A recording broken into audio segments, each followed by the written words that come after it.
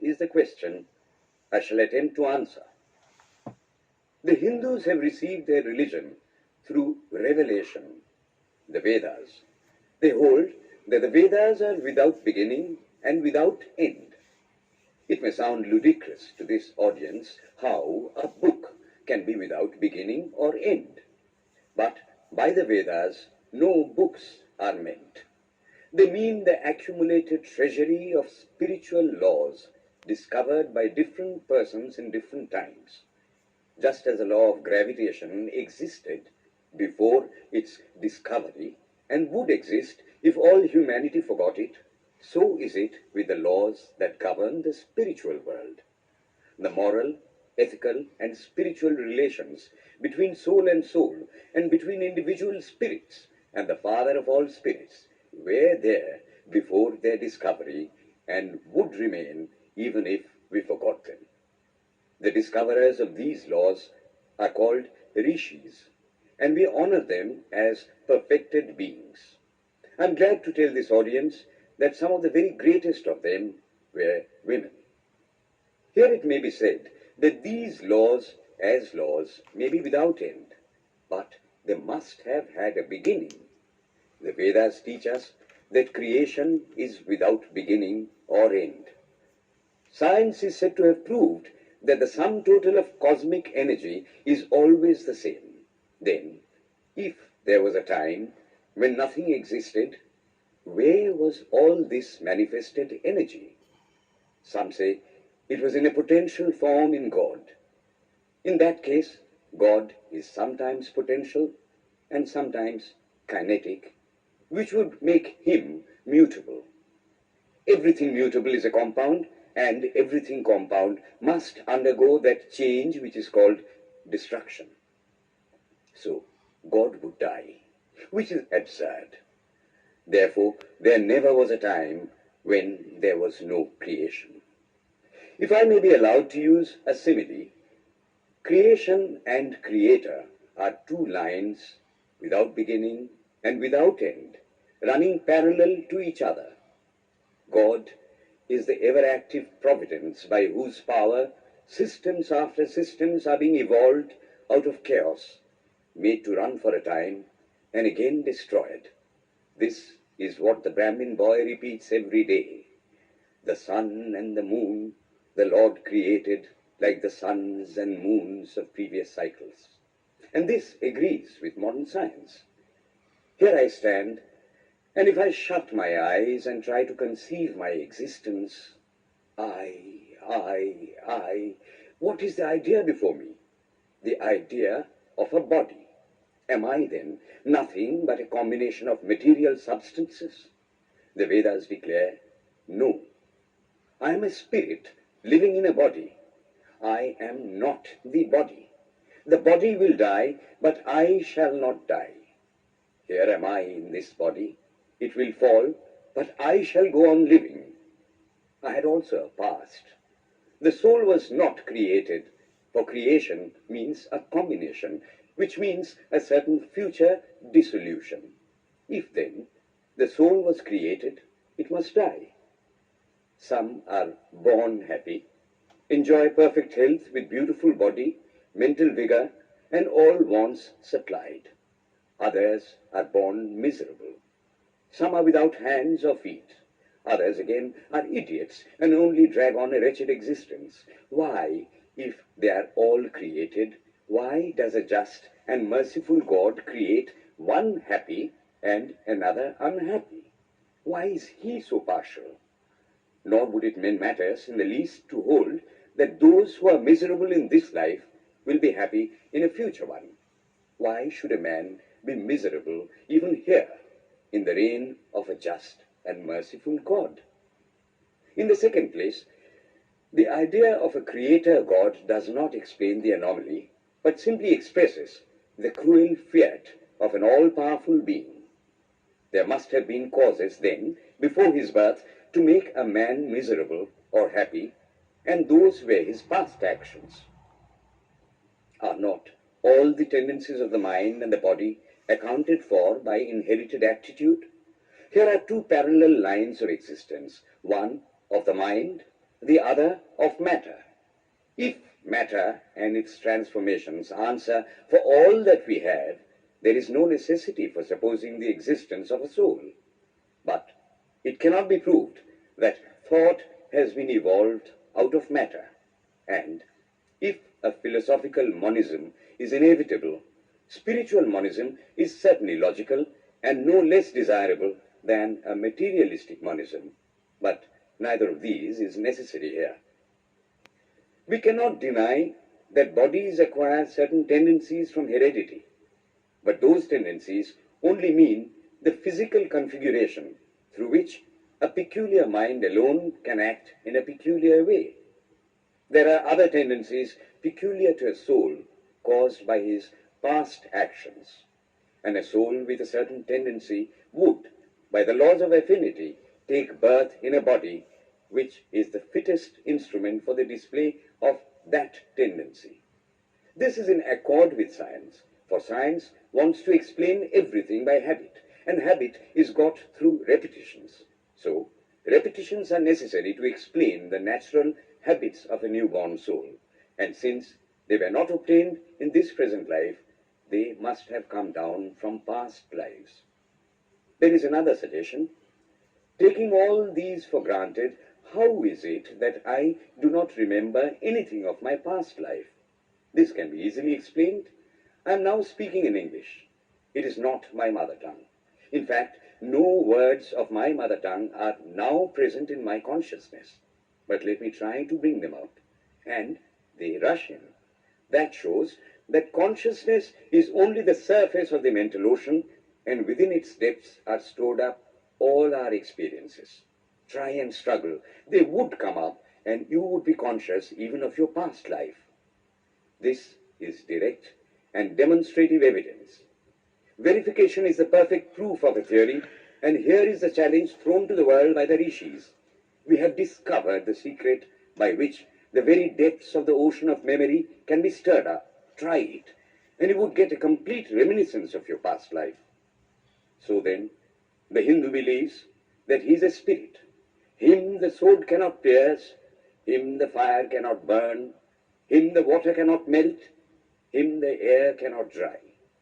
He is nowhere, but whose center is located in the body, and that death means the change of the center from body to body. Nor is the soul bound by the conditions of matter. In its very essence, it is free, unbounded, holy, pure, and perfect. But somehow or other, it finds itself tied down to matter, and thinks of itself as matter. Why should the free, perfect, and pure being be thus under the thraldom of matter, is the next question. How can the perfect soul be deluded into the belief that it is imperfect? We have been told that the Hindus shirk the question and say that no such question can be there. Some thinkers want to answer it by positing one or more quasi-perfect beings and use big scientific names to fill up the gap. But naming is not explaining. The question remains the same. How can the perfect become the quasi-perfect? How can the pure, the absolute, change even a microscopic particle of its nature? But the Hindu is sincere. He does not want to take shelter under sophistry. He is brave enough to face the question in a manly fashion, and his answer is, I do not know. I do not know how the perfect being, the soul, came to think of itself as imperfect, as joined to and conditioned by matter. But the fact is a fact for all that. It is a fact in everybody's consciousness that one thinks of oneself as the body. The Hindu does not attempt to explain why one thinks one is the body. The answer, that it is the will of God, is no explanation. This is nothing more than what the Hindu says, I do not know. Well then, the human soul is eternal and immortal, perfect and infinite, and death means only a change of center from one body to another. The present is determined by our past actions, and the future by the present. The soul will go on evolving up or reverting back from birth to birth and death to death. But here is another question. Is man a tiny boat in a tempest, raised one moment on the foamy crest of a billow, and dashed down into a yawning chasm the next, rolling to and fro at the mercy of good and bad actions, a powerless, helpless wreck in an ever-raging, ever-rushing, uncompromising current of cause and effect? A little moth placed under the wheel of causation, which rolls on, crushing everything in its way, and waits not for the widow's tears or the orphan's cry? The heart sinks at the idea. Yet, this is the law of nature. Is there no hope? Is there no escape? Was the cry that went up from the bottom of the heart of despair. It reached the throne of mercy, and words of hope and consolation came down and inspired a Vedic sage, and he stood up before the world and in trumpet voice proclaimed the glad tidings. Hear ye, children of immortal bliss, even ye that reside in higher spheres. I have found the Ancient One who is beyond all darkness, all delusion. Knowing him alone, you shall be saved from death over again. Children of immortal bliss. What a sweet, what a hopeful name. Allow me to call you, brethren, by that sweet name, heirs of immortal bliss. Yea, the Hindu refuses to call you sinners. We are the children of God, the sharers of immortal bliss, holy and perfect beings. Ye divinities on earth, sinners, it is a sin to call a man so. It is standing libel on human nature. Come up, O lions, and shake off the delusion that you are sheep. You are souls immortal, spirits free, blessed and eternal. Ye are not matter, ye are not bodies. Matter is your servant, not you the servant of matter. Thus it is that the Vedas proclaim not a dreadful combination of unforgiving laws, not an endless prison of cause and effect, but that at the head of all these laws, in and through every particle of matter and force, stands one, by whose command the wind blows, the fire burns, the clouds rain, and death stalks upon the earth. And what is his nature? He is everywhere, the pure and formless one, the Almighty and the All-Merciful. Thou art our Father, thou art our Mother, thou art our beloved friend, thou art the source of all strength. Give us strength. Thou art he that beareth the burdens of the universe. Help me bear the little burden of this life. Thus sang the rishis of the Vedas. And how to worship him? Through love. He is to be worshipped as the one beloved, dearer than everything in this and the next life. This is the doctrine of love declared in the Vedas, and let us see how it is fully developed and taught by Krishna, whom the Hindus believe to have been God incarnate on earth. He taught that a man ought to live in this world like a lotus leaf, which grows in water, but is never moistened by water. So a man ought to live in the world, his heart to God, and his hands to work.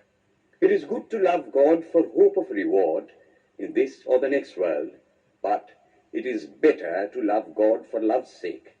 And the prayer goes, Lord, I do not want wealth, nor children, nor learning.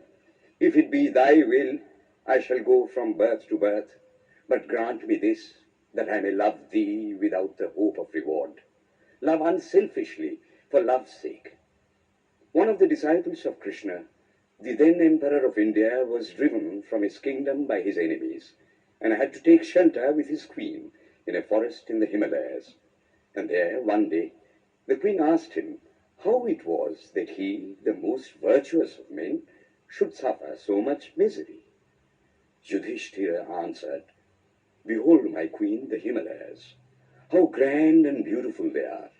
I love them. They do not give me anything, but my nature is to love the grand, the beautiful. Therefore, I love them. Similarly, I love the Lord. He is the source of all beauty, of all sublimity. He is the only object to be loved. My nature is to love him, and therefore I love. I do not pray for anything. I do not ask for anything. Let him place me wherever he likes. I must love him for love's sake. I cannot trade in love. The Vedas teach that the soul is divine, only held in the bondage of matter. Perfection will be reached when this bond will burst, and the word they use for it is, therefore, mukti, freedom. Freedom from the bonds of imperfection, freedom from death and misery. And this bondage can only fall off through the mercy of God, and this mercy comes on the pure. So, purity is the condition of His mercy. How does that mercy act? He reveals Himself to the pure heart. The pure and the stainless see God, yea, even in this life. Then and then only all the crookedness of the heart is made straight. Then all doubt ceases. He is no more the freak of a terrible law of causation. This is the very center, the very vital conception of Hinduism. The Hindu does not want to live upon words and theories. If there are existences beyond the ordinary sensuous existence, he wants to come face to face with them. If there is a soul in him which is not matter, if there is an all-merciful universal soul, he will go to him direct. He must see him, and that alone can destroy all doubts. So, the best proof a Hindu sage gives about the soul, about God, is, I have seen the soul, I have seen God. And that is the only condition of perfection. The Hindu religion does not consist in struggles and attempts to believe a certain doctrine or dogma, but in realizing, not in believing, but in being and becoming. Thus, the whole object of their system is by constant struggle to become perfect, to become divine, to reach God and see God. And this reaching God, seeing God, becoming perfect, even as the Father in heaven is perfect, constitutes the religion of the Hindus. And what becomes of a man when he attains perfection? He lives a life of bliss infinite. He enjoys infinite and perfect bliss, having obtained the only thing in which man ought to have pleasure, namely God, and enjoys the bliss with God. So far, all the Hindus are agreed. This is the common religion of all the sects of India. But then, perfection is absolute, and the absolute cannot be two or three. It cannot have any qualities. It cannot be an individual. And so, when a soul becomes perfect and absolute, it must become one with Brahma, and it would only realize the Lord as the perfection, the reality of its own nature and existence, the existence absolute, knowledge absolute, and bliss absolute. We have often and often read this called the losing of individuality and becoming a stock or a stone.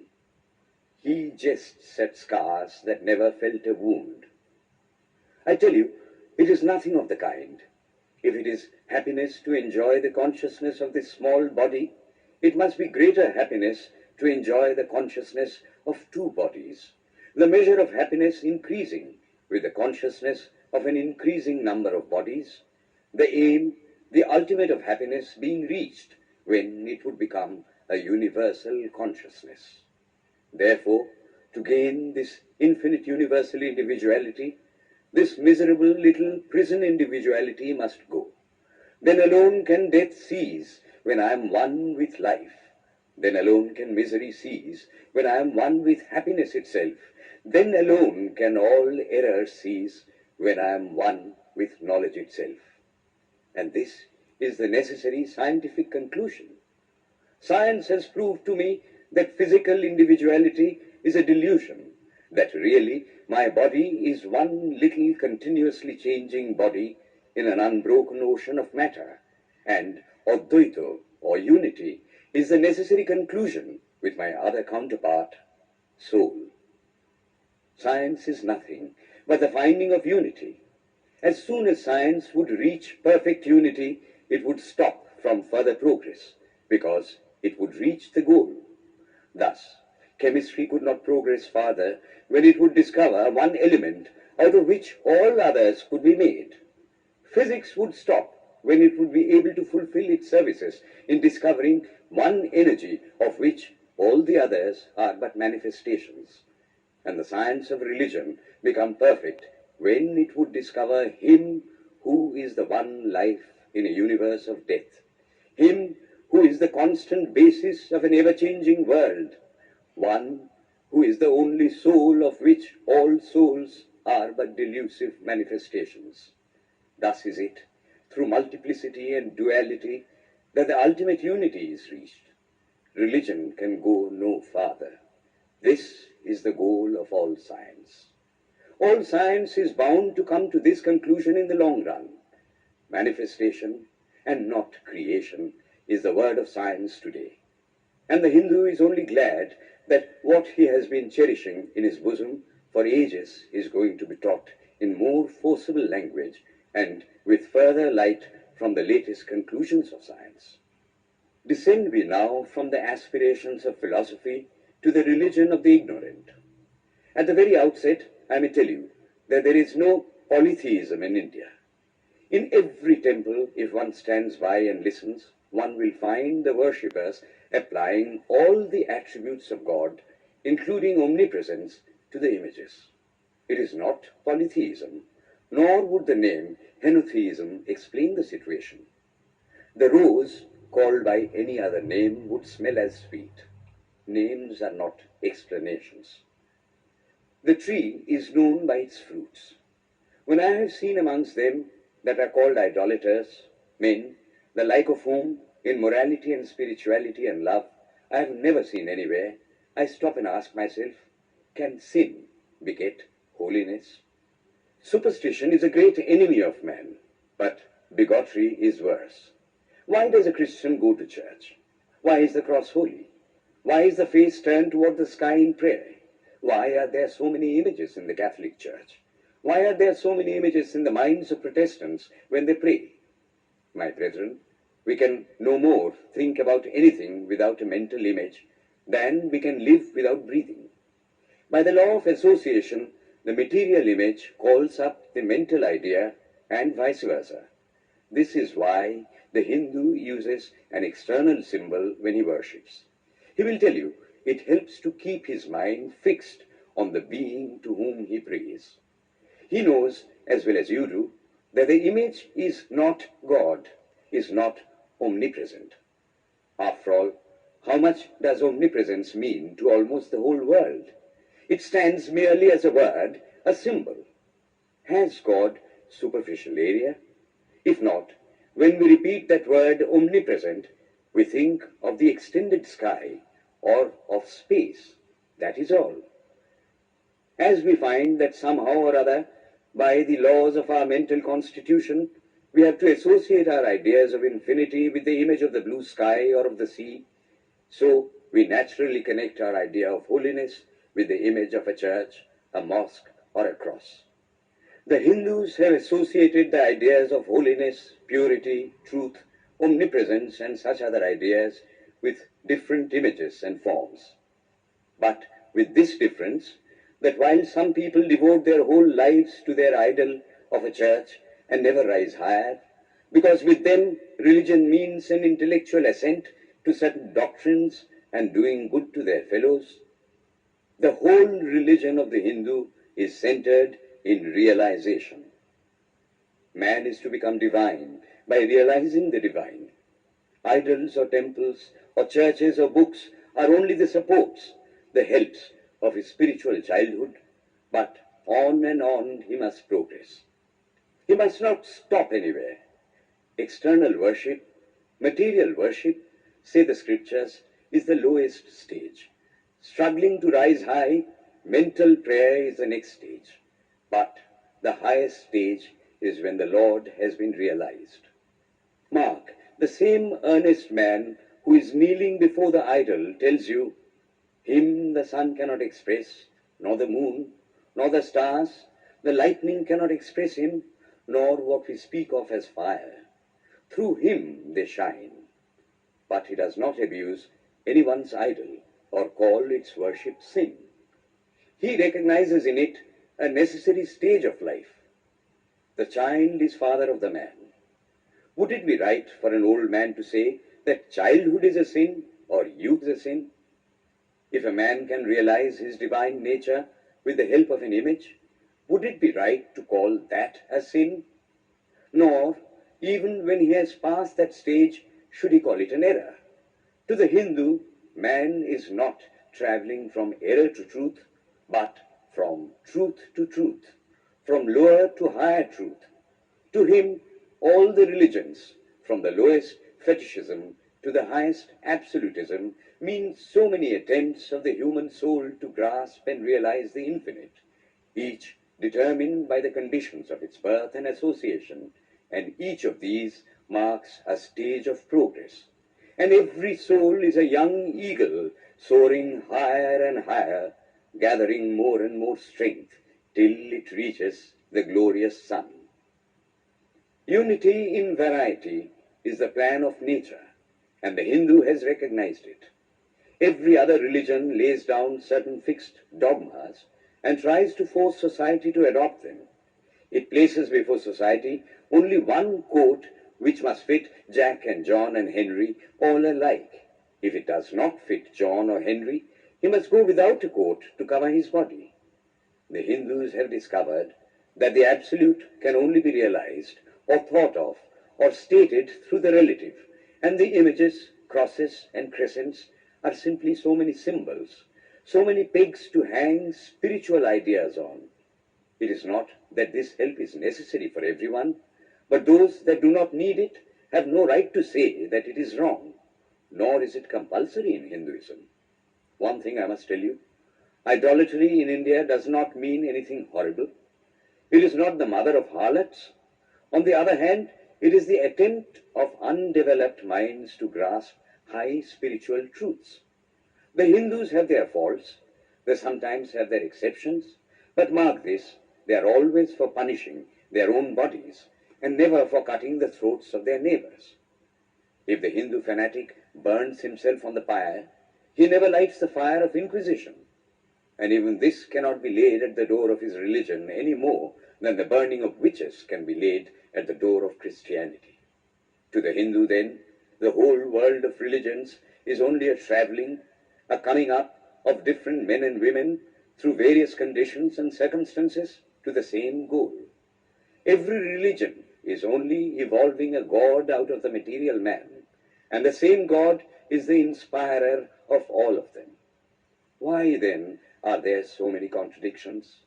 They are only apparent, says the Hindu. The contradictions come from the same truth, adapting itself to the varying circumstances of different natures. It is the same light coming through glasses of different colors, and these little variations are necessary for purposes of adaptation. But in the heart of everything, the same truth reigns.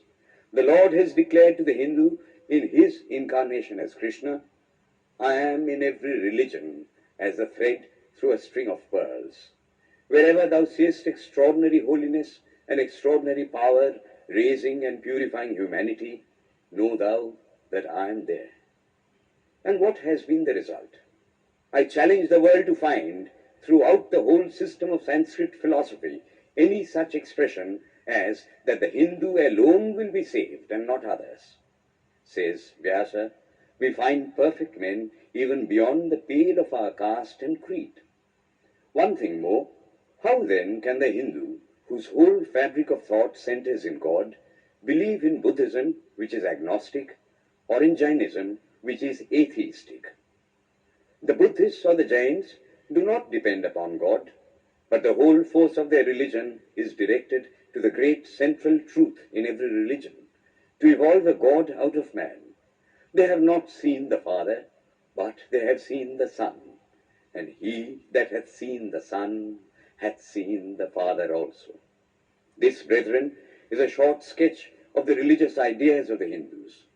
The Hindu may have failed to carry out all his plans, but if there is ever to be a universal religion, it must be one which will have no location in place or time, which will be infinite like the God it will preach, and whose sun will shine upon the followers of Krishna and of Christ, on saints and sinners alike, which will not be Brahminic or Buddhistic, Christian, or Mohammedan, but the sum total of all these, and still have infinite space for development, which, in its Catholicity, will embrace in infinite arms and find a place for every human being from the lowest groveling savage, not far removed from the brute, to the highest man towering by the virtues of his head and heart almost above humanity, making society stand in awe of him and doubt his human nature.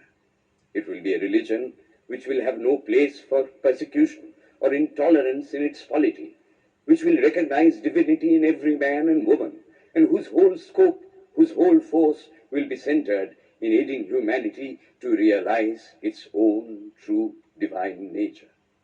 May he, who is the Brahma of the Hindus, the Ahura Mazda of the Zoroastrians, the Buddha of the Buddhists, the Jehovah of the Jews, the Father in heaven of the Christians, give strength to you to carry out your noble idea.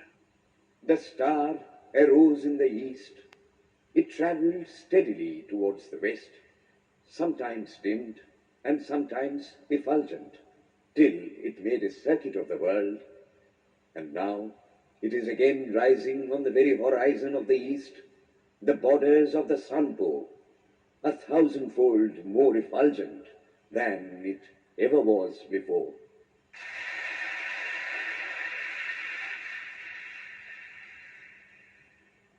Today, the 26th of September, 1893, is the penultimate day of this Parliament of Religions at Chicago. We have listened to engrossing discourses on the religions and theologies of the participating countries in these past 2 weeks. In continuing this series, Swami Vivekananda will now speak on Buddhism, the fulfillment of Hinduism. The religion of the Hindus is divided into two parts, the ceremonial and the spiritual. The spiritual portion is specially studied by the monks. In that, there is no caste. A man from the highest caste and a man from the lowest may become a monk in India, and the two castes become equal. In religion, there is no caste. Caste is simply a social institution. When Buddha was teaching, Sanskrit was no more the spoken language in India. It was then only in the books of the learned. Some of Buddha's Brahmin disciples wanted to translate his teachings into Sanskrit, but he distinctly told them, "I am for the poor, for the people. Let me speak in the tongue of the people." And so, to this day, the great bulk of his teachings are in the vernacular of that day in India. Whatever may be the position of philosophy, whatever may be the position of metaphysics, so long as there is such a thing as death in the world, so long as there is such a thing as weakness in the human heart, so long as there is a cry going out of the heart of man in his very weakness, there shall be a faith in God. Let us then join the wonderful intellect of the Brahmin with the heart, the noble soul, the wonderful humanizing power of the great master.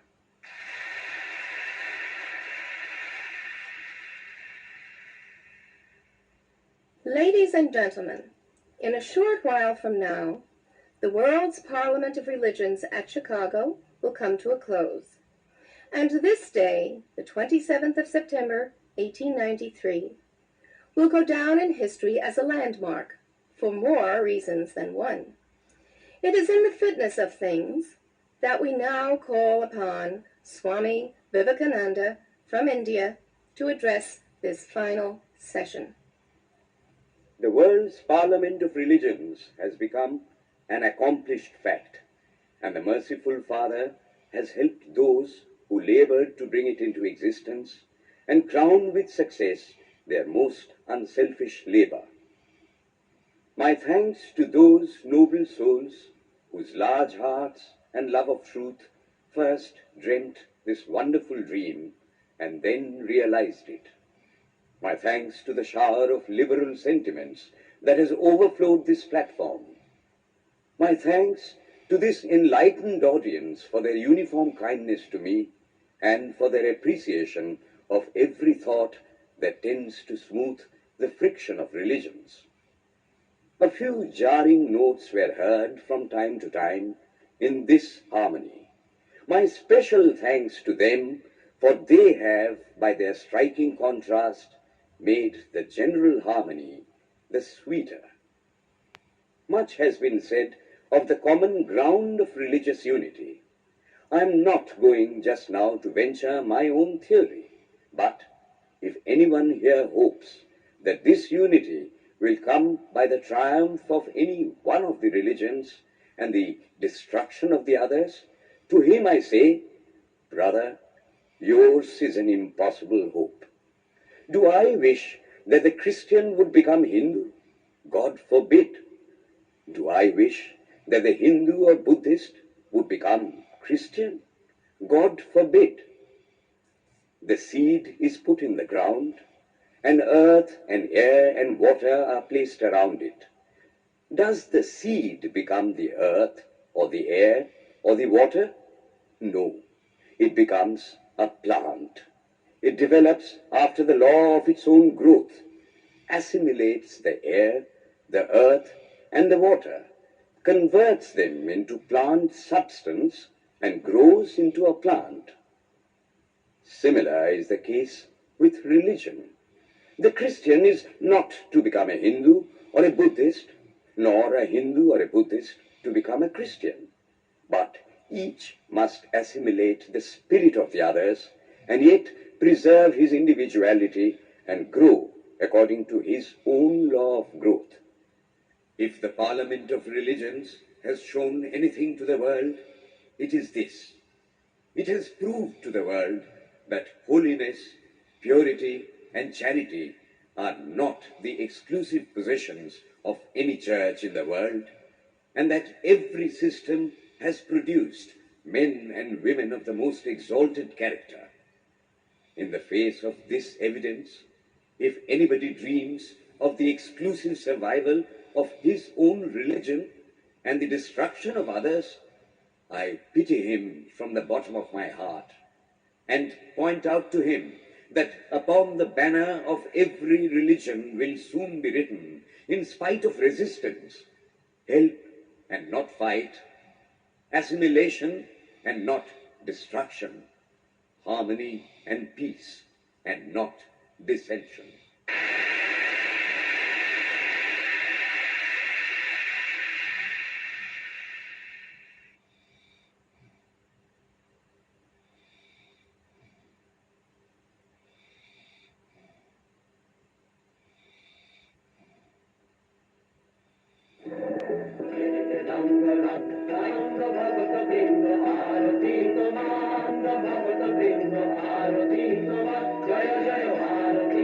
Challenge in a world of values, even more than in the outer. It was a period of clash and confusion, when the fate of the nation hung in the balance. Would India perish?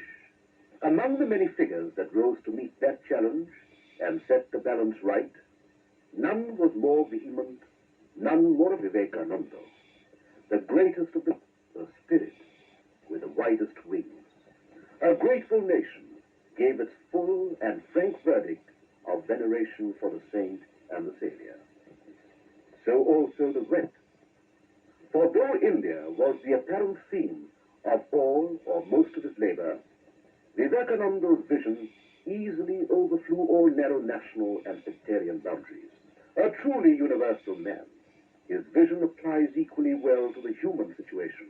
And if the crisis of civilization through which we are passing has to end, this may be the only way out, the way of the spirit and the way of harmony. It is only natural to wish to know something of this noble and remarkable career, profound and paradoxical, modern and ageless, of a rishi and a revolutionary. One's soul's ambition lifted up the race. He drew energies that transmute an age. He made great dreams a mold for coming things, and cast his deeds like bronze to front the years. This is Pumbans, South India, where Swami Vivekananda set foot on the Indian soil after his triumphant tour of the West.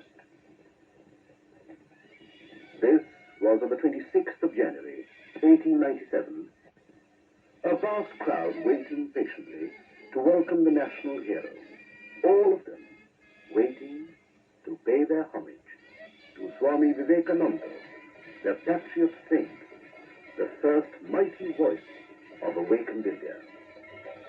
Among them was the Raja of Ramnath, Bhaskar Setupati, with his state coach, ready to receive the royal ascetic. It was a hero's welcome indeed. It was indeed a memorable occasion, the Raja himself in the throng. Here he comes, defender of the faith, darling child of India, India awakened.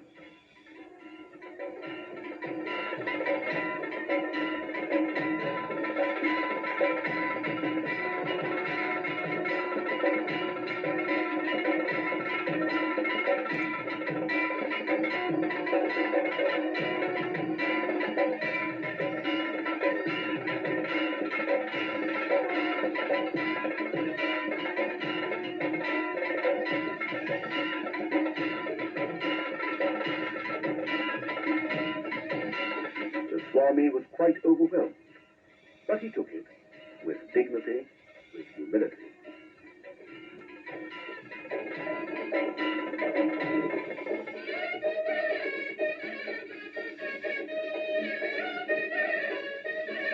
At night, there was a torchlight procession, and then fireworks.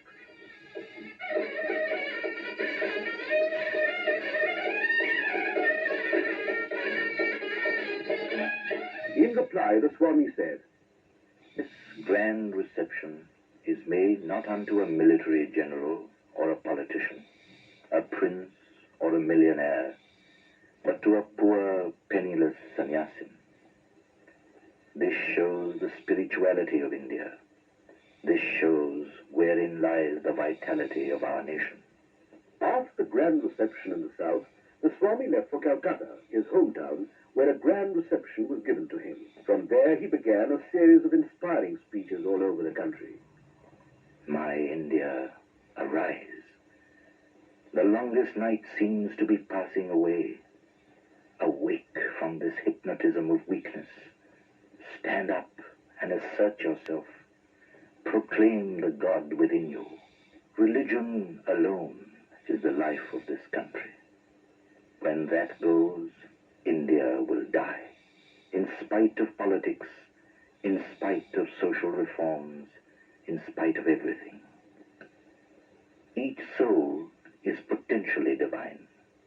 The goal is to manifest the divinity within all of us. Do it either by work or worship, by psychic control or philosophy, by one or more or all of these, and be free. This is the whole of religion. Doctrines or dogmas, rituals, books, temples, forms are but secondary details. In all his speeches, nothing was so touching and so revolutionary as his wide and natural sympathy for the poor and the fallen. Do you feel that millions and millions of descendants of gods and sages have become next-door neighbors to brutes? Do you feel that millions are starving today, and millions have been starving for ages?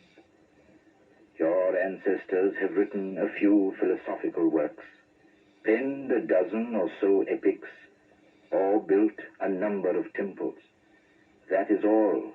And you rend the sky with triumphal shouts, while those whose heart's blood has contributed to all the progress that has ever been made in the world, well, who cares to praise them? Ye ever trampled laboring classes of India, I bow to thee. For the next 50 years, let all other vain gods disappear from our minds. This is the only God that is awake, our own race. The first God that we have to serve and worship are our own people. everywhere his hand, everywhere his feet. He covers everything. Sarvatokshi shiro mukham sarvatah shrutimaloke sarvamavritya tishtati. Faith.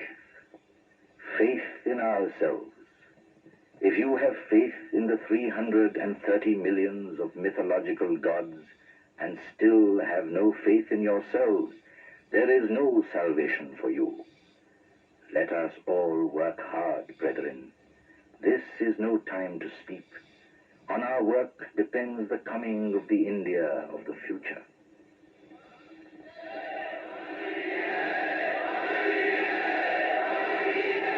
Where and how did this remarkable life begin? One is naturally curious to know, and this is a good time to remember. It was here in the city of Calcutta that Swami Vivekananda or Narendranath was born, on the 12th of January, 1863. Not far from the holy river Ganga, in this house and its neighborhood, the boy Naren used to play as a child like other children. His father, Sri Vishwanath Datta, was an attorney of the Calcutta High Court. Well versed in Persian and English literature, but typical of his time, his father was indifferent to the Indian cultural heritage. But his mother, Srimati Bhuvaneshwari Devi, belonged to the old Hindu tradition. Religious by temperament, she would often read to the boy tales from the Ramayana and the Mahabharata. This was the seed of spiritual life sown early in Naren's mind. His boyish imagination was fired by these tales of heroic idealism. Ramchandra going to the forest in exile, renouncing his kingdom to keep up the promise of his father. Jatayu, the eagle king's self-sacrifice to rescue Sita. Bharat's devotion to his brother in exile. Krishna and Arjun in the battle of Kurukshetra. Mother of the universe, Goddess Durga. One day he purchased a little image and took it quietly up into the attic. A frantic search was made for the missing lad, when at last he was discovered here, sitting self-absorbed before his Ishta, chosen deity. Those days in gentlemen's homes, one would come across these separate huqqas or hubba bubbles for the different castes and for the Hindus and the Muslims. Naren was curious, and one day he took some whisks from the huqqah marked for people of the lower caste. Then he tried, one after the other, the huqqah for the Brahmins and the huqqah for the non-Brahmins. Men are all alike. Then why are the huqqahs different? Thought the young ascetic. What are you doing there, Naren? Oh, Father, I'm just trying to find out how one loses caste. But I can't really find any difference. Oh, you devil. So the boy grew up into a brave and brilliant, intellectually alert young man. Reverend Hasty, the principal of his college, who had taught Naren, had this to say about him. I have traveled far and wide, but I have never yet come across a lad of his talents and possibilities. He is bound to make a mark in life. Words that would one day come true. In his student life, he came in contact with the Western intellectual tradition through the works of Kant, Hegel, Hume, and Herbert Spencer, to whom he had once written a letter. The scientific ideas and nihilistic thoughts of Western thinkers shook to their foundation the religious beliefs he had inherited. They raised such a tumult in his mind that he despaired of any final answer. Raja Ram Mohan Rai, the founder of Brahmo Samaj, had broken away from the rituals, the image worship, and the priestcraft of Orthodox Hinduism. As an intellectually alive young person, Naren could not but be interested. He had joined the Samaj partly because of his sympathy with its program of social reforms. But this did not satisfy his deeper spiritual yearning. Of a strong, positive cast of mind, he wanted to see the truth, face to face, and not merely hear talks about it. In those days, Keshav Chandra Sen was a renowned orator and religious leader of the Samaj. There were also men like Vijay Krishna Goswami, Shivnath Shastri, and others. They all spoke of a merciful God and delivered sermons learned and beautiful to hear. But Noren's hunger remained. The doubts lingered still. Does God really exist? If so, has he formed? Or is he formless? Can he be seen? How? In his agony and despair, Noren went round the leaders of different sects in the city and its suburbs. He had a single and straight question. Have you seen God? Have you seen God? Have you seen God? But none could answer. At last he thought of going to Maharshi Devendranath Thakur, the venerable leader of the Brahmo Samaj. Devendranath was then staying in a houseboat on the Ganga. There went Narendranath unannounced. At the time, the Maharshi was in deep meditation, when Naren suddenly pushed open the door and stood before him, agitated but respectfully. Sir, have you seen God? No, my boy, but you have the eyes of a yogi. You should practice meditation. If a person like the Maharshi could not give a positive answer, then who could? Was there anything in religion after all? Obstinate questionings racked his youthful soul. But soon, relief would come from unexpected quarters. After a few days, one of his cousins, who had been watching his movements, Ramchandra Bhatto, told Noren, Noren, if you really wish to lead a spiritual life, you should go to Sri Ramakrishna at Dakshineshwar. What? You ask me to go to that illiterate priest of Kali? What does he know? I have read Kant, Hegel, Hume, Spencer, and you now ask me to go to a man who does not even know how to write his own name. Naren, what is the harm in a visit? Ramchandra said. Even if you do not like the man, you may like the place. Argument indeed.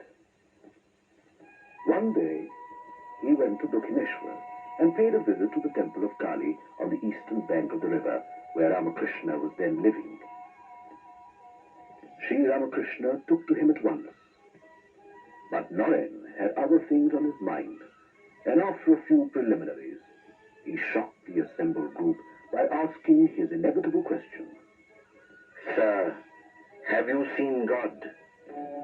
Yes, I see him just as I see you here, only in a much intenser way.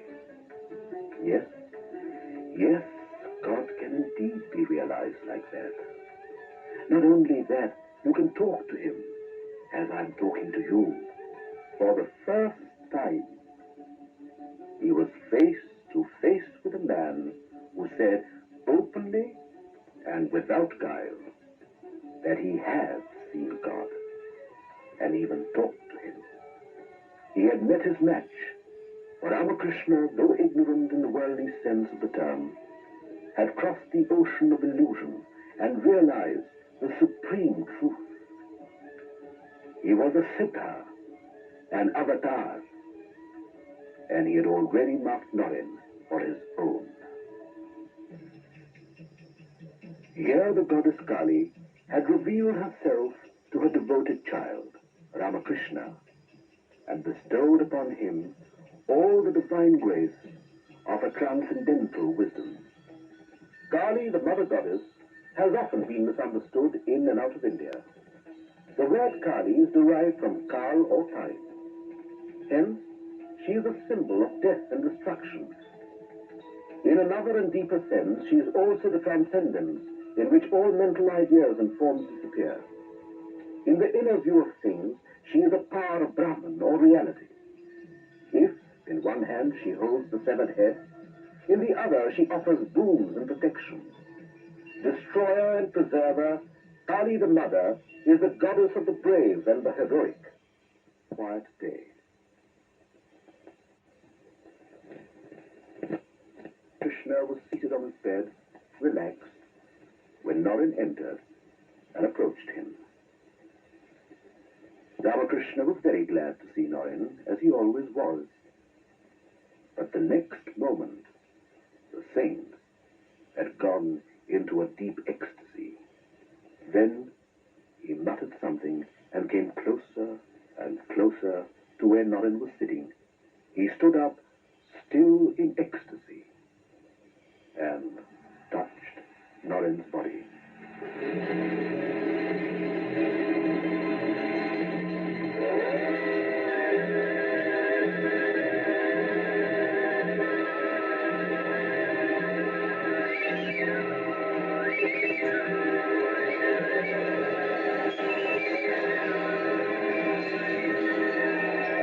Oh, what are you doing to me? I have my parents at home. All right, all right. Let's rest now. Everything will come in time. And for a while, all was as before. But really, it would never be the same again. The incident, first of the series, amazed Norin. Thereafter, he could not help thinking more and more of Sri Ramakrishna. But he would not give in so easily. A part of his being still questioned. Could this be hypnotism? He wondered. It was something that he could not explain. Anyway, Norin continued to visit Dakshineshwar. At times, he openly ridiculed Ramakrishna, which hurt and shocked the simple devotees. But for all that, he could not deny or resist the unbounded love and childlike simplicity of the saint. It was at this time that Norin, then barely 21, was faced with unexpected difficulties. His father passed away. A large-hearted man, Sri Vishwanath Doctor, had lived beyond his means and left no savings. Here he is, without rest, without security, on the Maidan in Calcutta. There was nothing he had not tried and failed. At last, Norin went to Sri Ramakrishna and prevailed upon him to appeal to Mother Kali to relieve the distress of his family. To this, Sri Ramakrishna said, "I have never asked for any material gains from my mother. I cannot do that even now. But if you go to the temple this evening and ask for yourself, I assure you, the mother will grant you whatever you ask for." But why will she listen to me? "I say she will," Ramakrishna said. It was evening. Sri Ramakrishna asked Norin to go inside the temple and pray to the mother. He went accordingly.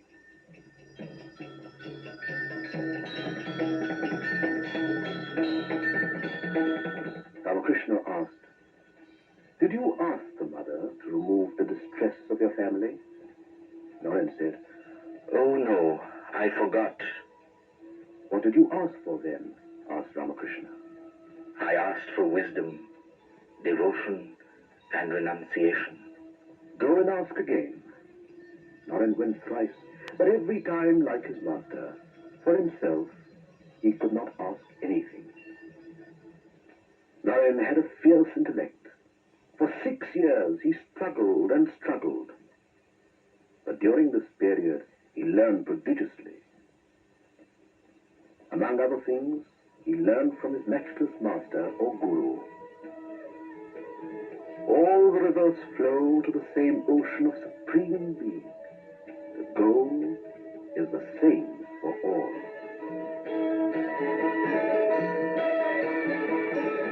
He learned that the one who is Hori to the Hindus is Allah to the Muslims.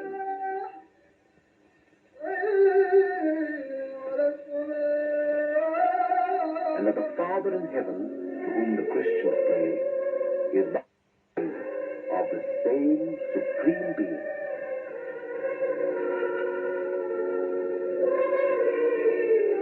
कृण्वन्तु विश्वे अमृतस्य पुत्रा आये धामानि दिव्यानि तस्तु वेदाहमेतं पुरुषं महान्तम् आदित्यवर्णं तमसः परस्तात् तमेव विदित्वाति मृत्युमेति नन्नः पन्था विद्यते हयनाय.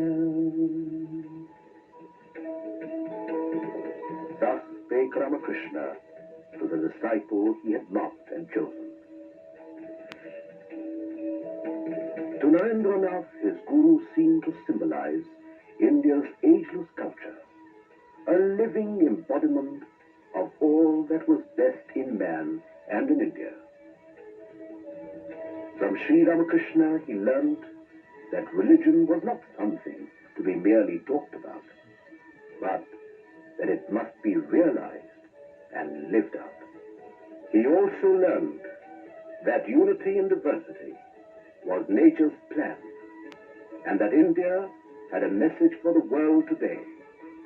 He must live that truth and spread the Master's message, come what may. In the meantime, Sri Ramakrishna had fallen seriously ill and had to be removed to this garden house at Kashipur, in the neighborhood of Calcutta. The end was near. He advised the disciples to dedicate their lives to the service of God and man. He also nominated Naren as the head of the group. He called the 12 disciples and gave them the ochre robes, the age-old symbol of the ascetic life in India. He gave some final instructions to Naren. Take care of the boys, he said. Thus was formed the nucleus of the Ramakrishna order or mission. 4 days before he passed away, he called Naren. Soon he went into deep ecstasy, but for some time he kept looking intently at Naren's eyes. He was clearly concentrating for a purpose.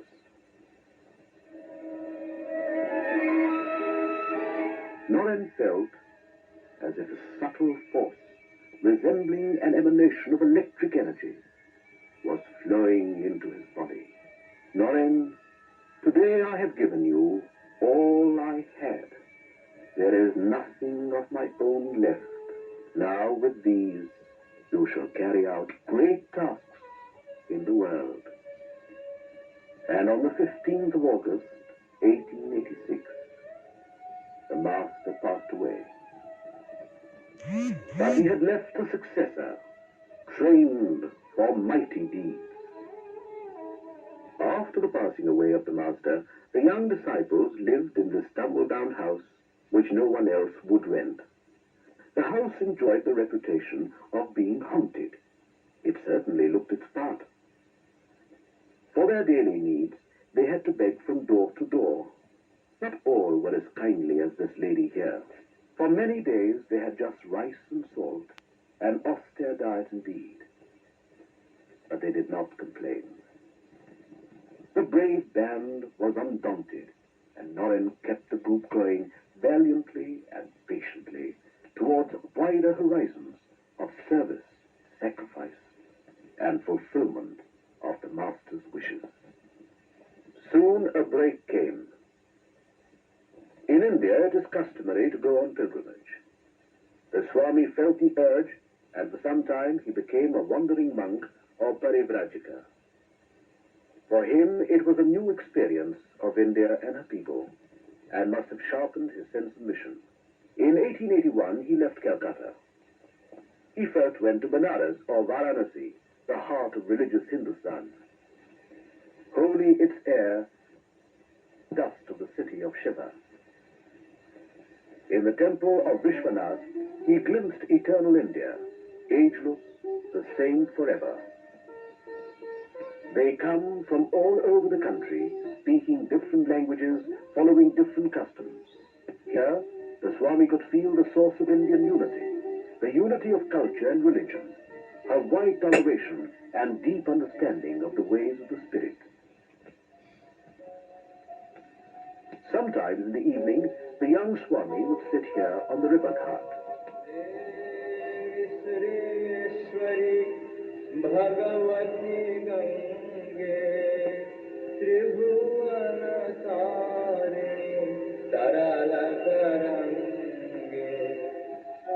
And his mind would go back to Dakshineshwar and his master. He also paid a visit to Ajodhya, sacred city of Rama, and Vrindavan, city of Krishna. Pushkar, the legendary birthplace of Brahma himself. Rishikesh, land of ascetics and spiritual seeking down the ages. Yasya samudram rasaya sahahu Yasya mahapradisho yasya bahu Kashmai devaya havisha vidhema. He saw the exquisite paintings of Ajanta, the rock-cut temples and sculpture of Ellora, the Buddhist stupa at Sanchi, the shrines of Bhubaneswar, the famous Sun Temple of Konark, and he felt within himself the imperishable heritage of India, mighty voices of silence whispering their deathless enchantment. From all these, he drew fresh inspiration. Hastinapur or Delhi, where the fate of so many empires has been decided at one time or the other, rich in Mughal remains, forts, turrets, mosques, palaces, the splendor of architecture impressed the Swami. Taj Mahal, splendid symbol of the love of Shah Jahan for his beloved Mumtaz Mahal, a lover's gift, a poem in marble. He visited Fatehpur Sikri, the dream city of Akbar, where the emperor had nursed hopes of a universal faith in Din Ilahi.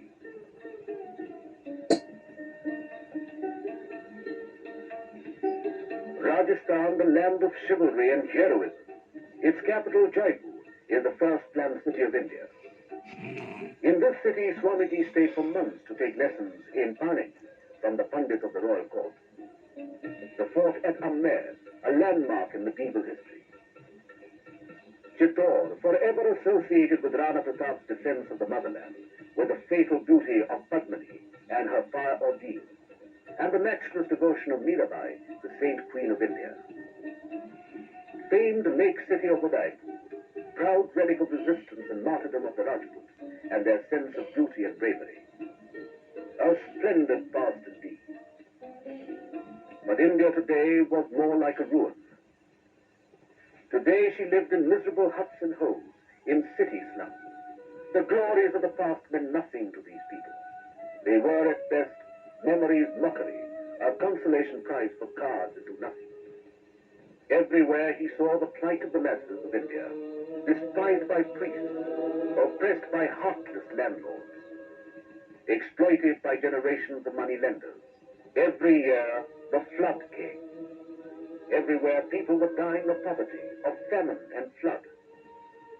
The nation had been reduced to rags, no hope anywhere, while only a few enjoyed the good things of life. Not a moment of his waking life when he did not think of his poor countryfolk and of what man had made of man. It was not merely lip sympathy.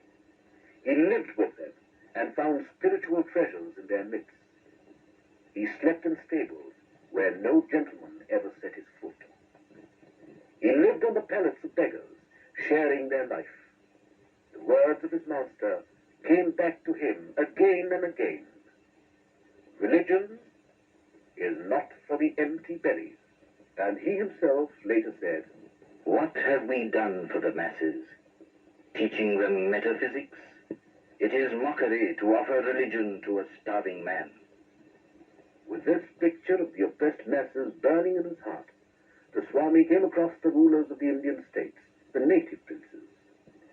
In the course of his travels, he met the Raja Ajit Singh of Khetri, the Maharaja Mangal Singh of Alwar, the Maharaja Chamarajendra Badiyar of Mysore, and the Raja Bhaskar Setupati of Ramnad, and many others.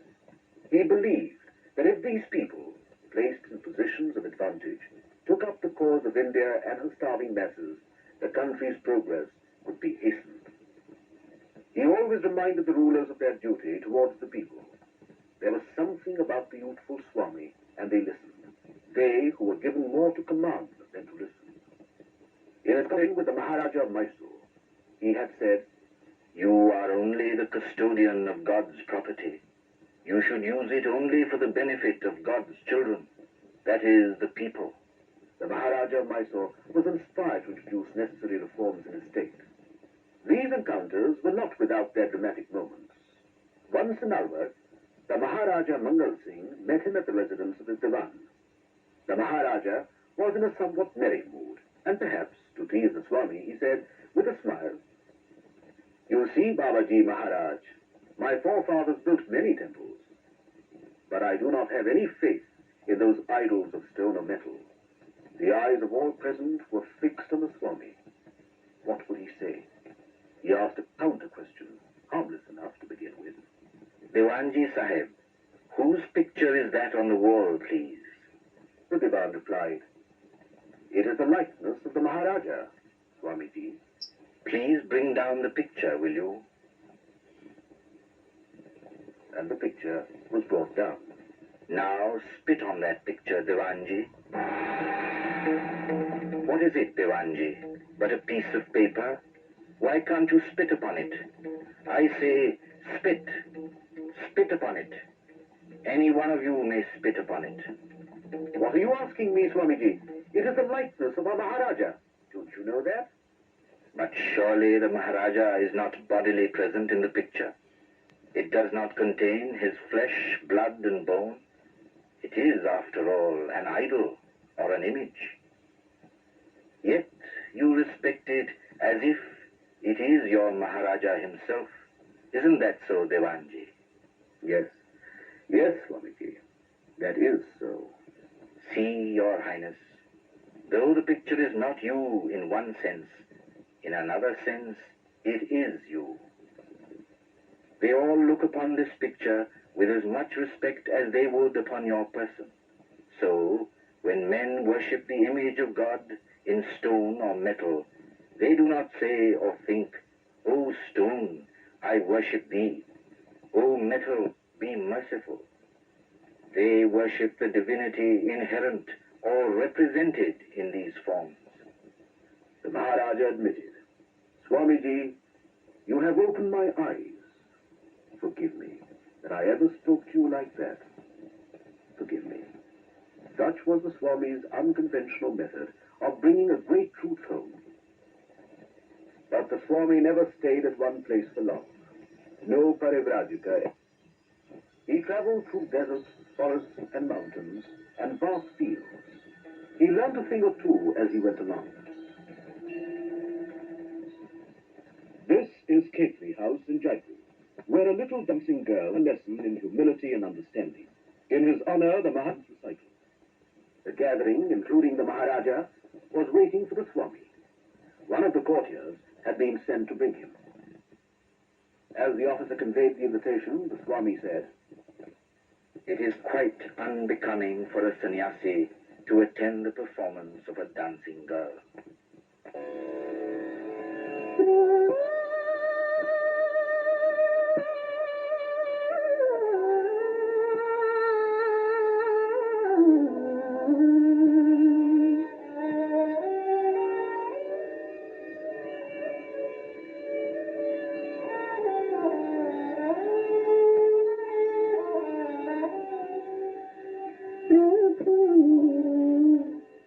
अब गुण चित न धरो प्रभु जी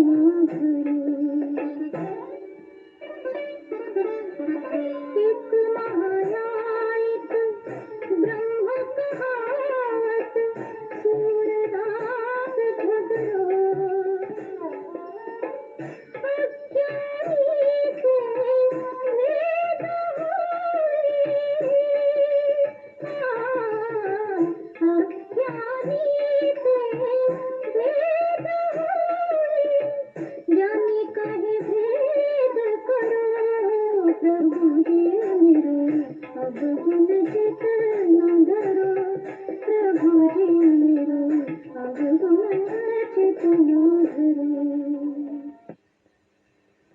the song ended, she looked up and bowed down before the presence which her song evoked. You have opened my eyes. After a brief stay in Rajasthan, he resumed his journey. Now he proceeded towards the south by way of Gujarat and Maharashtra. He traveled day and night till he reached the Meenakshi temple of Madura, eloquent of the faith of the people and Dravidian architecture.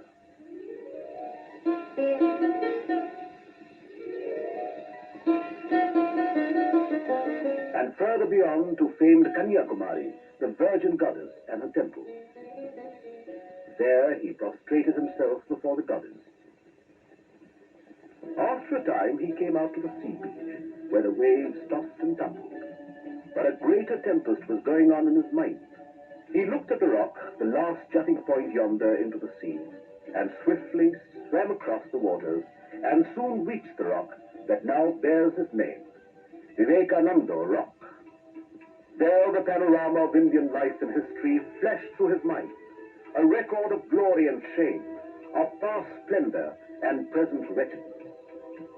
The whole of India passes before his eyes.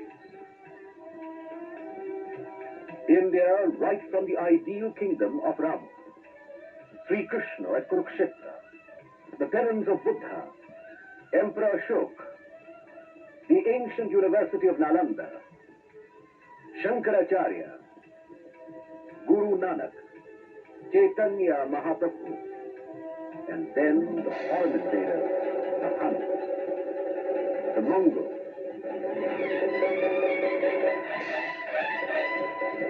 the Portuguese, the Battle of Plaza, and the English.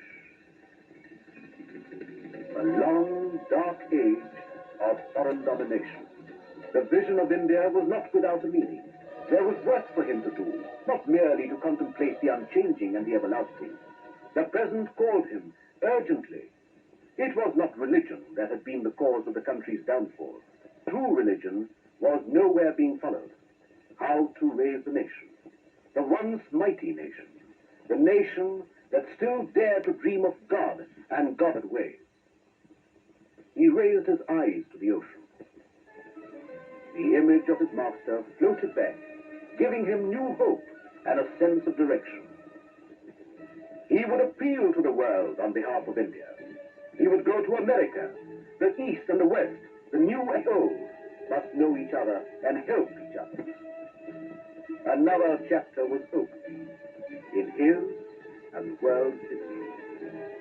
On May the 31st, 1893, the Swami sailed for America by way of the Pacific. But he had no fixed idea or program. It was a leap into the unknown. He had heard vaguely about a parliament of world religions to be opened someday somewhere in America. He sailed by way of Ceylon, Penang, Singapore, Hong Kong, Nagasaki, Kobe, and then traveled by land to Yokohama to board the ship again. Artistic and industrial Japan impressed him. Inspired by the example of this newly awakened Asian country, he wrote to his friends and disciples in Madras. Come out of your narrow holes and see how the nations are on the march. India wants the sacrifice of her young men, mind you, not brutes. Sympathy for the poor, bread for the hungry mouths, enlightenment people at large, and struggle unto death to make men of those who have been brought to the level of beasts by the tyranny of your forefathers. He reached America, the land of hope and liberty, and the venue of the Parliament of Religions in Chicago. On inquiry, he came to know that the Parliament of Religions would not be meeting till September, and as he had no references or credentials from a recognized organization, he could not be enlisted as a delegate. But, completely alone and without any resources, he was finding it hard to cope with Chicago's high cost of living. He decided to go to Boston, which was cheaper. In Boston, he stayed as a guest of Miss Kate Sanborn, and it was there that he met Professor John Henry Wright of Harvard University. Professor Wright was so impressed that he insisted that Swami Vivekananda should represent Hinduism at the Parliament of Religions at Chicago. I have no credentials, replied the Swami. Professor Wright was surprised at this, and he said, "To ask you, Swami, for your credentials is like asking the sun about its right to shine." On his own, Professor Wright gave him a letter of introduction to the president of the committee, the Parliament of Religions. In that letter he wrote, "He is more learned than all our learned professors put together." Vivekananda reached Chicago from Boston late in the evening. His troubles were not yet over. On the way, he had lost the address of the office of the committee for the Parliament of Religions, and he had no money. Unable to find any other way of passing the night in the railroad freight yard, she looked after his needs and later took him to the office of the Parliament of Religions. Religions opened on September the 11th, 1893. On the opening day, the Hall of Columbus was packed to the full. On the dais sat some of the best-known representatives of world faith. Practiced orators, they all spoke eloquently about their own faith. At first, Vivekananda felt a little nervous. Silent and prayerful, he sat, the observed of all observers. It was in the afternoon that Vivekananda first addressed the Congress, and through it, the world. After a short prayer to Saraswati, the goddess of speech, he started to speak. The words came, words that would soon go round the world. He began, "Sisters and brothers of America, sisters and brothers of America." A spontaneous clapping filled the house. The applause went on and on and on. The audience had never heard anything like this before.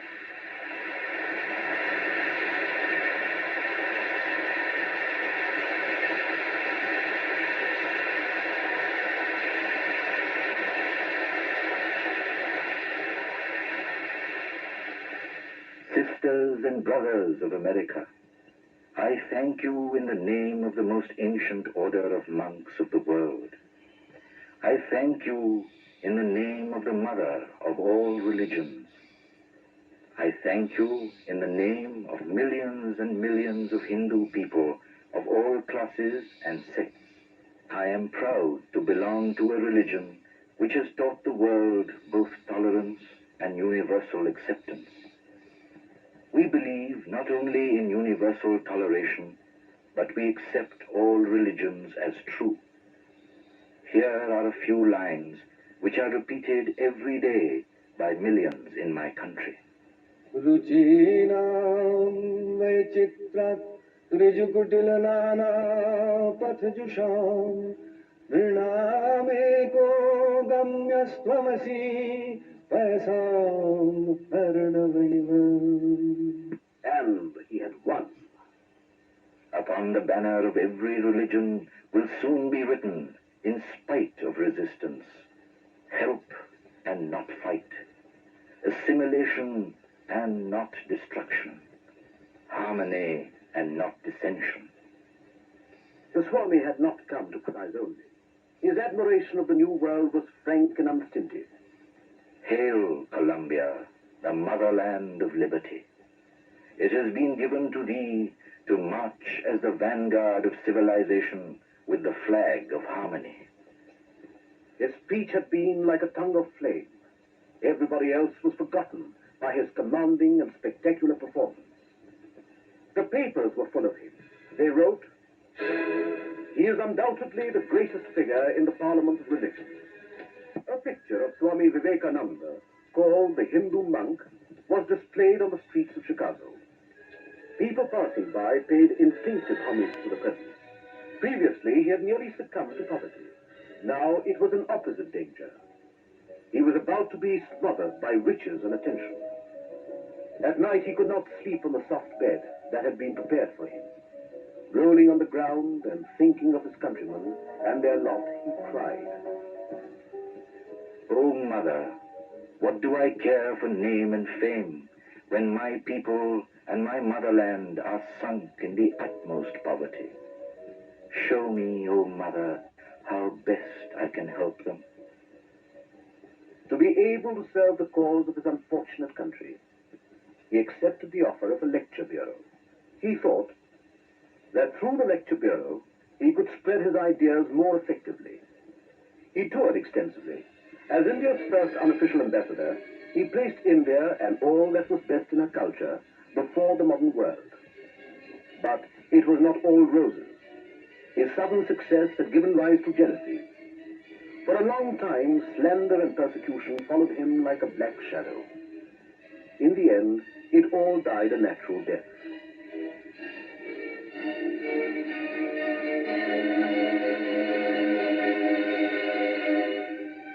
He toured with the lecture bureau for 6 to 8 months in different places and delivered a series of inspiring speeches. While lecturing in a church, he said, "Let me tell you, brethren, if you want to live, if you really want your nation to live, go back to Christ. You are not Christians. No, as a nation you are not. Go back to Christ. Yours is a religion preached in the name of luxury. You cannot serve God and mammon at the same time. Better be ready to live in rags with Christ than to live in palaces without him." Do I wish that the Christians would become Hindus? God forbid. Do I wish that the Hindus or Buddhists would become Christians? God forbid. The Christian is not to become a Hindu or Buddhist, nor a Hindu or Buddhist to become a Christian. But each must assimilate the spirit of the others and yet preserve his individuality and grow according to his own law of growth. But he soon cut off all connections with the lecture bureau and began to speak, free of any charges, an unusual thing to do in the United States. Soon he became the friend of eminent men and women like Professor William James of Harvard, great scientists like Nikola Tesla and Lord Kelvin, philosopher Ingersoll, John D. Rockefeller Sr., Leo Landberg, Francis and Betty Leggett, Sister Christine, Mrs. Olibull, with Mr. J.G. Goodwin, who gave his all for the Swami's cause, and Mrs. Ella Wheeler Wilcox, the noted American author, Madame Emma Calvi, the great opera star of the two continents. At the time, she was passing through an emotional crisis. She even tried to take her own life. Thrice, she left her house to drown herself, and each time, as though in a daze, she found herself in front of her friend's house, where Swamiji was staying at the time. Finally, she ventured into the house and in the veranda. All of a sudden, a deep and sonorous voice rang through. "Come, my child. Don't be afraid." I moved towards the study door, when even without lifting his eyes, the Swami told me of my secret problems and anxieties, which I knew were not known even to my closest friends. It seemed miraculous, even supernatural, but his words were of great solace to me. I was overwhelmed, and I knelt down. An inner door seemed to open before me. I was at peace with myself for the first time in so many months. It was during this busy period that he found time to write works like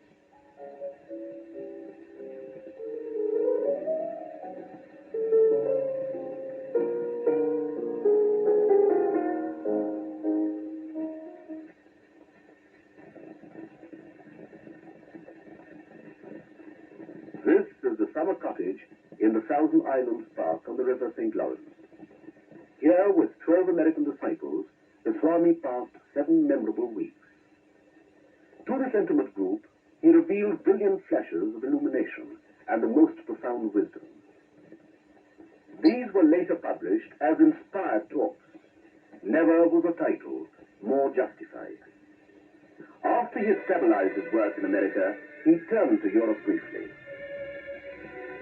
This is London, 1895, where the Swami spent some time meeting and talking to people and giving them a better idea of Vedanta.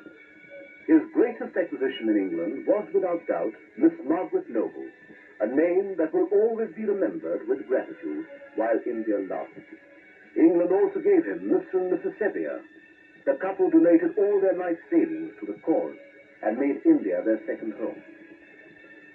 After 4 years of travel and ministry to different countries of the West, Swami Vivekananda was returning home with some of his disciples. Yes, the tour had been a success, a triumph. To find his militia ready for his word of command. But never did he expect that the whole nation, the people of India, would rise to a man and give him a welcome, the like of which has never been seen before or after. The brilliant speeches which he gave all over the country spelled hope and courage. Men everywhere heard these as in a dream. Awake, arise, and stop not till the goal is reached. So long as millions live in hunger and ignorance, I hold every man a traitor, who, having been educated at their expense, does nothing for them. Let the new India arise out of the peasants grasping the plough, out of the huts of fishermen, the cobbler, the sweeper.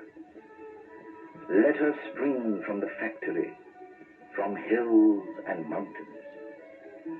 They have suffered eternal misery, which has given them unflinching vitality. Give them only half a piece of bread, and the whole world will not be big enough to hold their energy. Such was Swami Vivekananda's burning faith in the people, in the future of India. But the Swami was exerting himself too much. The sands were running out. Did he have a prevision of his coming end? On May the 1st, 1897, he called a meeting of the monastic order and the lay devotees of Sri Ramakrishna. Speaking of his master, Sri Ramakrishna, Swami Vivekananda said, My teacher, my master, my hero, my ideal, my God in life. If there has been anything achieved by me, by thought or word or deed, if from my lips has ever fallen one word that has helped anyone in the world, I lay no claim to it. It was all his. All that has been life-giving, strengthening, pure and holy has been his inspiration, his words, and he himself. Out of his plans and discussions came the Ramakrishna Mission Association, a mighty body of men and ideas. It all led to the Belur Math or monastery. It held, among other things, the following ideas or ideals: to train people so that they could teach others and lead to the material and spiritual welfare of the masses, to promote and encourage the arts and industries, to spread among the people Vedantic and other ideas as exemplified in the life and teachings of Sri Ramakrishna. Vivekananda's vision of utilizing religion for the welfare of the common man was gradually taking shape. The Swami found no inherent conflict between, say, science and religion, or between religion and the practical arts, or between religion and industry. He sent Swami Ramakrishnananda to organize the center in Madras and others elsewhere. In a short time, a number of missions were established all over the country, all doing good, substantial work.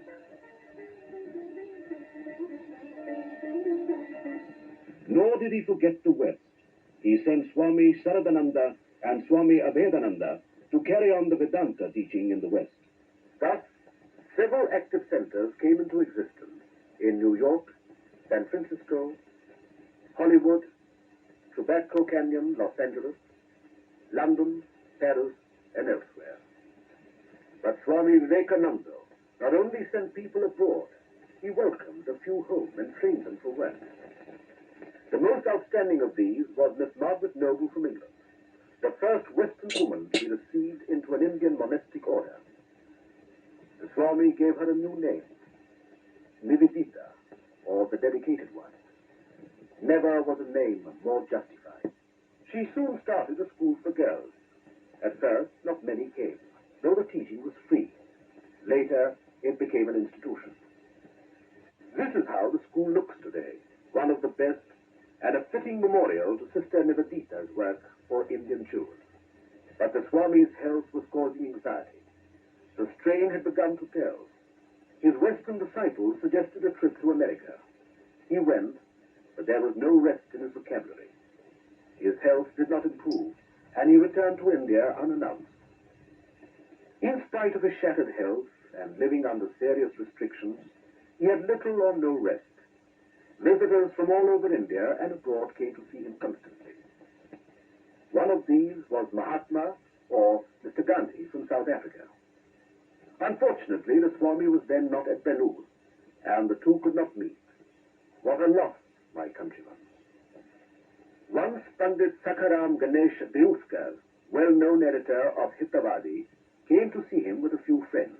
Coming to know that one of them was from the Punjab, the Swami started to speak about the food situation there, which was then acute. It was a short interview. At the time of leaving, one of the gentlemen expressed regret. Sir, we have come with great expectations to hear some religious talks from you. Unfortunately, our conversation was taken up with commonplace matters. At this, the Swami turned grave and said, Is the concern over my people a commonplace matter? Sir, so long as even a dog in my country remains without food, to feed and take care of him is my highest duty. Anything else I consider as non-religion or false religion. Swami Vivekananda thought not only about the men of India, but he had given deep and anxious thought to the problems of Indian women. A bird cannot fly with only one wing, he used to say. He looked upon Sharada Devi, the consort of Sri Ramakrishna, as the ideal of Indian womanhood. He dreamt of a convent to be run on the lines of the monastery at Belur. He did not live to see the dream come true, but now the convent, Sharada Math, is a reality. But Swami Vivekananda's thoughts were confined not to India alone. It included the whole world and the civilization. I belong to India just as much as I belong to the world. I love India. But every day my sight grows clearer. What is India, or England, or America to us? We are servants of God. The East and the West may make their full contribution to the perfection of humanity, and the last civilization of the world may be a civilization not of struggle and warfare, but of peace and charity and harmonious cooperation to a great end. He knew that the end was near. On July 4th, 1902, The 11th day of the moon, he fasted, following the orthodox rule. That day, he insisted on serving the meal to his disciples. After the meal was over, the Swami stood by to pour water on the hands of the disciples. At this, Nivedita protested.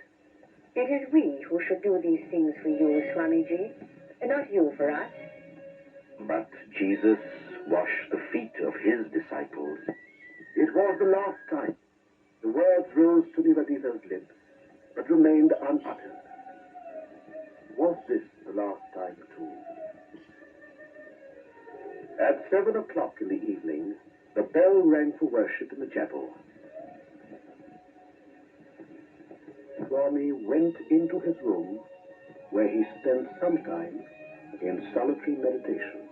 Then he went into deep samadhi at the body, like a worn-out cow. Swami Vivekananda had passed away, or as beneath it all, the voice of the leader went on, an undying inspiration for ages. Friends, I do not seek my personal salvation. May I be born again and again, to suffer 1,000 miseries, so that I may worship the only God I believe in, the sum total of all souls. And above all, my God the wicked, my God the miserable, my God the poor of all races and all species, is the special object of my worship. The entire country was plunged in sorrow and despair. But would India ever forget Swami Vivekananda and his winged words? The future would tell. 3 years after Swami Vivekananda had passed away, the revolt of Bengal in 1905 was a prelude to the All India movement.